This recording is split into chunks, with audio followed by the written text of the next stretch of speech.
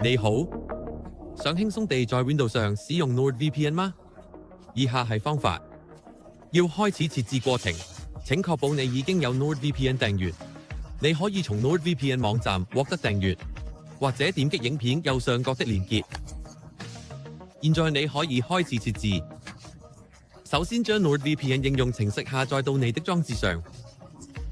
你可以從 NordVPN 網站下載，或者點擊螢幕右上角的卡片。要安裝應用程式，請前往你的下載資料夾，然後點擊 NordVPN.exe 檔案。可能會彈出一個窗口，要求你允許 NordVPN 對你的裝置進行更改。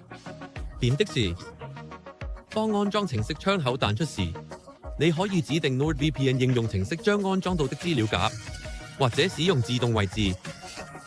然後點擊下一步。如果你想在桌面和開始選單上建立 NordVPN 應用程式的快捷方式，請勾選方框，然後點擊下一步。下一個窗口將列出運行應用程式所需的所有組件。如果你同意，請點擊安裝。安裝現在將繼續進行。如果你是第一次下載應用程式，將會彈出一個窗口，提供安裝 NordVPN 瀏覽器擴展的選項。完成後，系統會詢問你是否想立即啟動 NordVPN。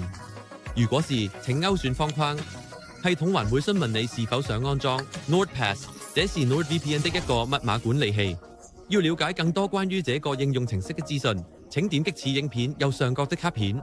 現在點擊完成，你就可以使用這個應用程式了。如果你沒有選擇自動啟動 NordVPN，請點擊桌面上的 NordVPN 標誌，來啟動應用程式。應用程式加載後，點擊登入，你的瀏覽器會打開，並載入 Nord 賬戶登入頁面。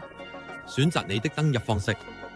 要用你的 Nord 賬戶登入，請輸入你的用戶名或電郵地址，按繼續，然後輸入你的密碼。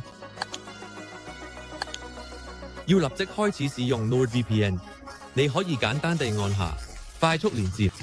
等到你看到狀態從未連接變成已連接，你就可以開始一個安全和私密的會話。如果你想連接到特定地區的伺服器，請點擊地圖上的圖釘。你也可以點擊快速連接按鈕下的箭頭，來展開國家列表，然後選擇你偏好的地區。